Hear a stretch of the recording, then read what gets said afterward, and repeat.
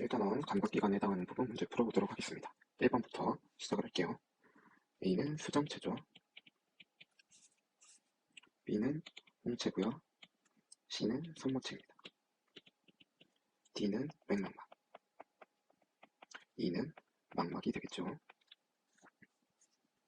동공의 크기를 조절하는 건 수정체고, 홍채, 총체, 어둠 상대 역할을 하는 건 맥막막이고, 눈의 형태를 유지하는 건 유리체고요. 물체의 거리에 따른 초점을 맞추는 건 수정체고요.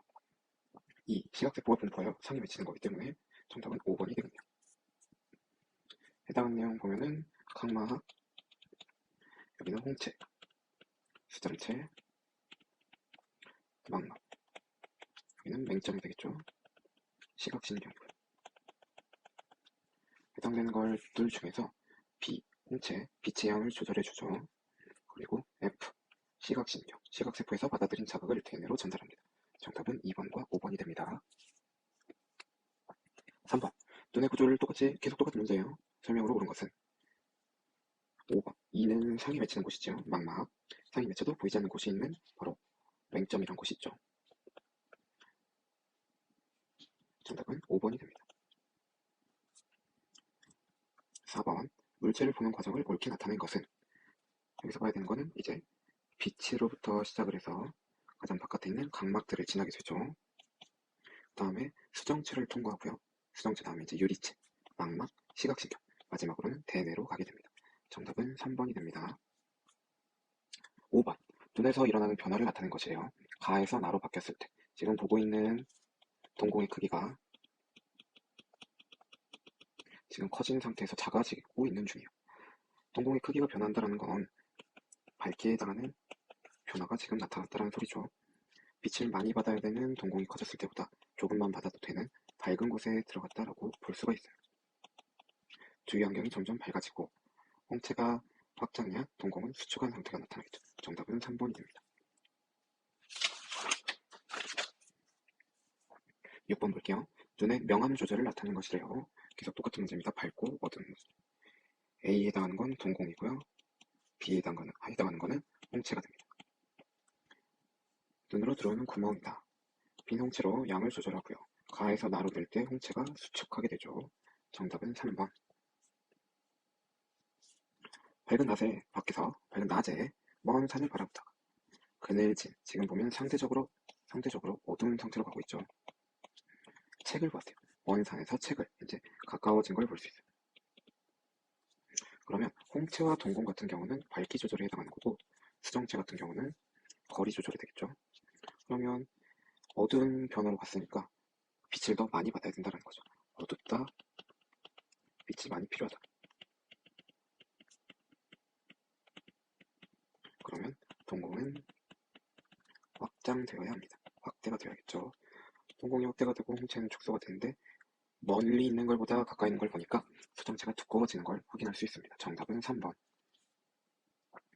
사람의 눈의 구조를 나타낸 것이래요. 우리가 종종 드라마나 보면 응급실 왔을 때 눈에 빛을 비춰보는데 어떤 부분을 확인하는 거냐면 우리 동공 반사를 확인하는 건데, 동공 반사를 확인하기 위해서는 A인 홍채에 해당하는 움직임을 보는 거죠.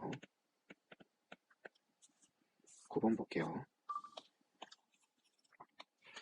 9번, 그림은 눈의 원근 조절이라고 하네요. 이건 역시 거리에 해당하는 걸 이야기하겠죠.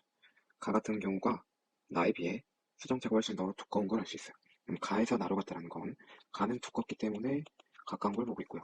얇기 때문에 멀리 있는 걸 보고 있어요. 그럼 가까운 게 멀어졌다라고 본다면 정답은 5번이라고 볼 수가 있네요. 1번부터 다시 보도록 할게요. 선생님 녹음화를 했는데 다 날아갔네요. 그림은 사람 눈의 변화를 나타낸 것이라고 합니다. 수정체와 동공이 가에서 나로 바뀌었다. 가에서 나로 바뀌었다라고 하는 거는 두꺼워졌던 애가 얇아졌기 때문에 우리는 가까워진 게 멀어졌구나 라고 볼 수 있고요. 동공에서는 작았던 동공이 점점 더 커진 걸 볼 수 있기 때문에 어두운 곳으로 갔다라는 걸 알 수가 있어요. 그러면 가까워진 곳에서 멀어지고 밝은 곳에서 어두운 곳으로 간 거는 4번에 해당하는 겁니다. 11번, 앞자리에서 영화를 보고요. 밝은 밖으로 나와 멀리 있는 산을 봤대요. 즉 어두운 영화관에서 바깥으로 나왔고 영화를 보다가 멀리 있는 산을 봤대요. 그러면 동공은 작아져야 되고, 동공이 작아지려면 홍채가 확장되어야 되고, 멀리 있는 걸 봐야 되니까 수정체의 두께는 얇아지기 때문에 정답은 2번이라고 봅니다. 12번에서는 해당되는 애들 보면 고막 있고 귀속뼈가 이렇게 있고 반고리관, 전정기관, 달팽이관, 청각신경, 귀인두관 이렇게 있습니다. 옳은 것 정답은 4번. D. 전정기관은 몸의 기울어짐을 나타내는 것이죠. 청각세포가 분포하는 곳은 달팽이관이 있고요. 얘는 아까 F라고 봤습니다. 소리를 듣는 것과 관련이 없는 친구들은 C, D, G, 반고리관, 전정기관, 그리고 귀인두관이 됩니다. 15번. 사람의 귀 구조를 나타내는 것인데요. 해당되는 것 중 옳게 짝지은 것은 A. 고막이라는 걸 알 수가 있죠. 16번. 각 부분에 대한 설명으로 옳은 것 중 3번. C는 몸의 회전 감각을 담당하는 반고리관을 나타내고 있습니다. 17번. 사람의 귀 구조 중에 G는 목구멍하고 연결이 되어 있는 귀인두관을 뜻하고 있어요. 귀인두관에서는 침을 삼키면서 내 몸과 내 밖에 있는 해당되는 압력을 같게 유지해 줄 수 있는 기관이라고 보면 됩니다. 18번. 사람의 귓속 구조를 나타내는 것인데 해당되는 것은 반고리관은 회전 감각을, 고막의 진동은 귓속뼈에서 증폭이 되어가지고 C인 달팽이관으로 전달을 해줍니다. 정답은 1번과 4번이에요. 그래프에 해당하는 귀의 구조를 보면 우리가 처음에는 선생님이 1차는 고막에서 진동을 증폭하고 2차로는 귓속뼈에서 증폭을 한다라고 설명을 했었어요. 여기 있는 그래프를 보면 바깥에서의 소리가 쭉 들어오다가 어느 순간 확 커지는 이런 구간이 있는데 이 부분은 귓속뼈를 통해서 증폭이 되는 거라고 해석을 할 수 있습니다. 정답은 3번 귓속뼈입니다. 20번. 소리를 듣는 과정에서는 웨이도 다음에 고막, 귓속뼈, 달팽이관, 청각세포, 청각신경으로 이어지게 됩니다. 21번. 소리를 듣는 과정 해가지고 나타난 것은 밖에서 음파가 오고 귓바퀴, 웨이도, 고막, 귓속뼈, 달팽이관, 청각신경, 대뇌 이 순서대로 갑니다. 맨 마지막은 항상 대뇌라는 점을 꼭 기억하고 계세요. 22번. 귀의 구조를 나타내는 것인데 해당되는 설명.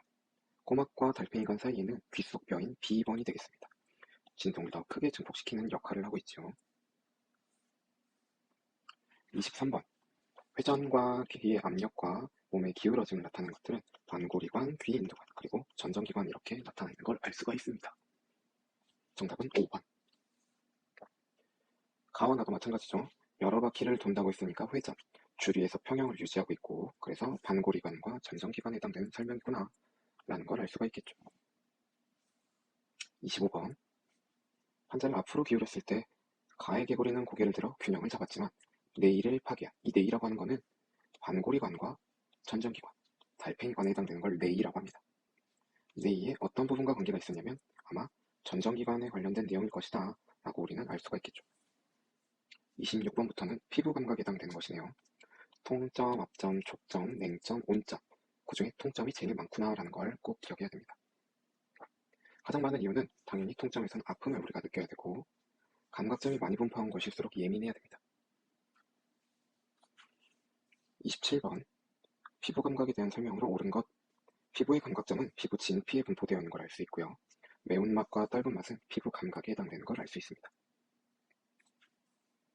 이쑤시개를 몸의 각 부위에 대었을 때 두 점으로 느끼는 최단거리를 나타내는 것입니다. 표를 보게 되면 손가락이 제일 짧고 그 다음 손바닥, 팔뚝 순으로 이어지는 걸 볼 수 있는데요. 가장 예민한 곳은 손가락이에요. 왜냐하면 가장 최단거리에 있기 때문이죠. 5번. 감각점이 많이 분포할수록 두 이쑤시개를 두 점으로 느끼는 최단거리가 짧아야만 하겠죠. 정답은 5번입니다.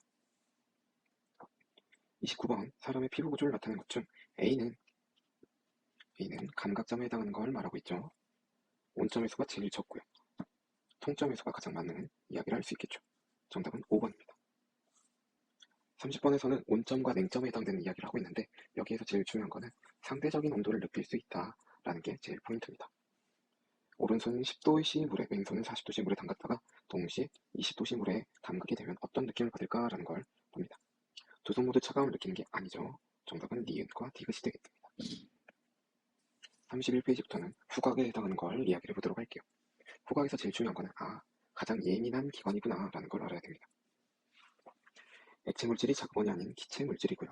냄새를 맡을 수 있는 후각세포는 C가 아닌 B 쪽에 위치하고 있습니다. 32번. 코의 구조와 후각에 대한 설명으로 옳지 않은 것. 후각은 기체 상태에서 해당되는 화학물질을 자극으로 받아들입니다. 33번. 감기에 걸려 코가 막히게 되면 음식 맛을 제대로 느낄 수가 없는데 그 이유는 후각과 미각을 동시에 이용을 해서 우리가 맛을 느끼고 있습니다. 정답은 5번. 34번. 혀와 미각에 해당되는 이야기네요. 여기서는 기체물질이 아니라 액체물질을 자극을 받습니다. 35번. 혀의 맛을 포해서 느끼는 기본 맛은 단맛, 쓴맛, 짠맛, 감칠맛, 마지막으로 신맛이 되어 있습니다. 이에 해당되는 내용이 여기에 주관식으로 쓰면 되고요. 37번. 혀의 구조와 미각에 대한 설명을 옳지 않은 것은 매운맛과 떫은 맛은 맛세포가 아니라 피부 감각으로 느끼는 맛이라는 점 기억하고 있으면 됩니다. 38번. 맛을 감별하는 실험이래요. 여기서 포인트는 눈을 가린 채 코를 막고 하면 종류를 잘 구별할 수가 없다라고 합니다. 5번. 미각과 후각이 함께 작용하여 다양한 맛을 느낄 수 있다라고 합니다. 이 부분이 제일 중요하다는 거 알고 계세요. 39번. 우리가 음식 맛을 어떻게 느끼냐? 후각과 미각을 통해서 느낀다라고 합니다. 정답은 4번이 되겠죠. 40번. 맛을 느끼고 냄새를 맡는 과정이라고 해요. A는 맛세포, 통한 미각신경, B는 후각세포를 통해서 들어오는 후각신경이 되겠죠. 기억, 니은, 대뇌로 전달을 합니다. 디귿, 손해가 아니라 대뇌고요. 리을, 맛세포와 후각세포에서 받아들인 자극의 종류는 서로 다르죠. 정답은 4번. 여러가지 감각에 해당되는 내용이래요. 정답은 5번이 됩니다. 냄새를 맡는 과정은 자극, 코 속 후각상 피의 후각세포, 그리고 후각신경, 마지막으로 대뇌까지 갑니다. 감각기관과 그 기관에서 받아들이는 자극을 옳게 짝지은 것은 피부는 접촉을 통해서 자극을 받아들이지요. 43번. 감각실험의 결과 밑 해석으로 옳지 않은 것 하고 나타나 있는데 눈에서 기름종이와 같이 상이 맺히는 부분은 공막이 아니라 우리는 망막에 상이 맺혀야 된다고 합니다. 해당되는 평형, 미각, 피부 감각에 해당되는 부분은 읽어보면 충분히 이해를 할 수 있을 겁니다. 문제 개수가 많긴 하지만 대부분 질문하는 것들이 거의 비슷하기 때문에 크게 어렵지 않을 거라고 생각해요. 혹여나 문제를 풀다가 질문한 내용이 생기면 꼭 경시를 오도록 합니다. 여기에 해당되는 문제와 교과서에 해당되는 문제들을 풀어본다면 감각기관에 해당되는 문제들 어려움 없이 잘 풀 수 있을 거라고 생각합니다. 이상입니다.